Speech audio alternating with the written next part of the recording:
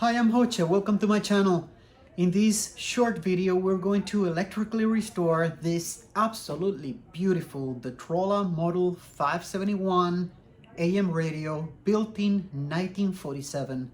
I'm going to remove it from the wooden box, flip it upside down, and start with a visual inspection. Oh wow, look at that. That feels like it's completely loose. The electrolytic caps from the power supply,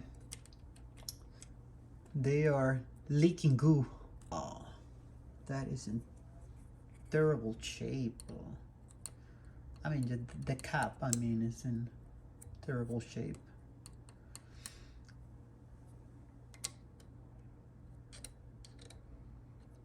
All right, I'm gonna test the switch.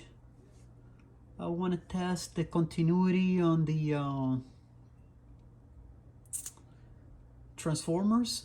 On the primary of this transformer between red and blue, there is 28 ohms, 28.9. The schematic says 28, so that's pretty good. I'm gonna check the other ones. Let me check the continuity on the switch. The switch is okay. Okay, so we got power going into the tube and nothing going out. So I'm gonna the rectifier tube is bad, and I'm gonna test it on the tube tester as well, just to show you how I can test it on the tube tester. But the rectifier tube is bad. We'll have to change that. I will test the rest of the tubes as well and replace the capacitors. So that'll be next step. Here's the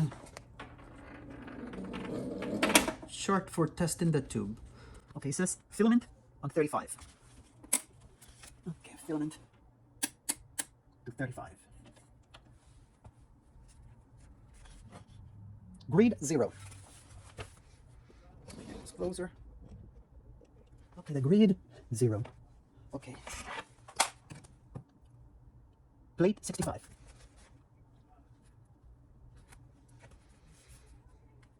Okay, now this row of keys right here, they gotta be at 1161412.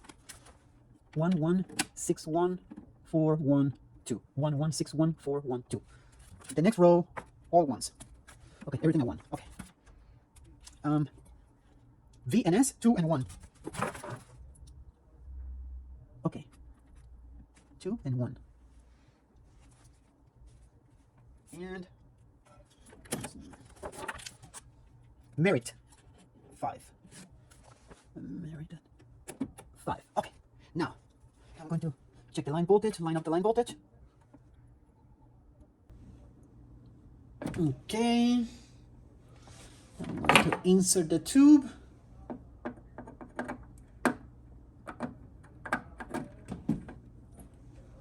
And wait about 30 seconds. Well, it's not lighting up, the filament. The tube is not warming up. This tube is dead. All right, I'm going to test the rest of the tubes as well. The same procedure. Each tube has, a different chart. So I'm gonna do that and replace all those capacitors, and I'll be right back. Sir, but I forgot to mention that I will also measure the resistance on all these resistors and replace the ones that are out of tolerance. So far we have replaced the electrolytic capacitors of the power supply. The originals are still mounted but electrically disconnected. The rest of the paper and oil capacitors have been replaced. The resistors all tested okay. The rectifier tube has been replaced with a new one, and a 12 SQ7 tube that was weak has been replaced with a good one. I have an inlight fuse to install, and I still have to clean the switch and potentiometer volume knob. And after testing several glues on paper, on a sheet of paper, I found one that worked absolutely fantastic. This right here, Elmer's glue, washable clear glue, works absolutely well, better than I thought. It's absorbed by the paper. Once it dries, it adds very little mass, which I wanted to, I didn't want to add weight to the cone like somebody previously had repaired one crack with this very heavy glue, which can actually cause more damage because of the inertia, the vibration, and the cone being so fragile that I was worried that it can make a crack. But the cracks that I repaired are glued on very well. It's flexible. It glues very well, remains flexible. It's light, it's not sticky, so actually perfect. Just what I wanted. Blown away by how well it worked. So that alone was probably the best learning experience for me out of this mini project.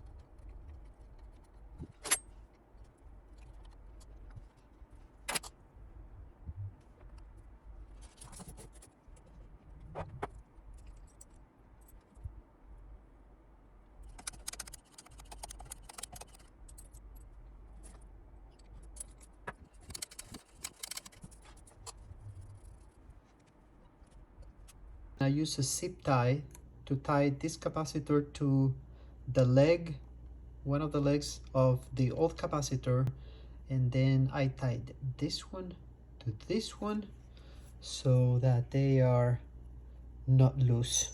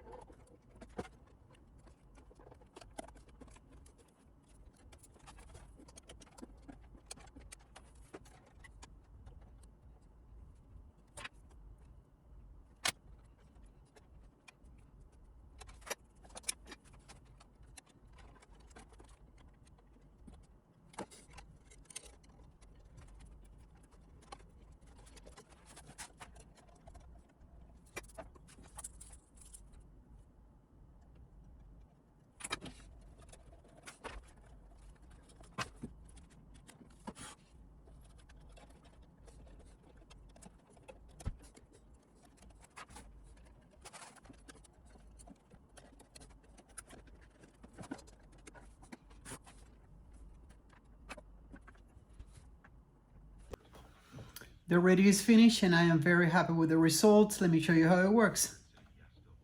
There's also this beautiful Holy Spirit prayer that I think many people are poquitito exagerado para matizar. Health of most Americans in nearly a decade. Almost 80% of them come to record.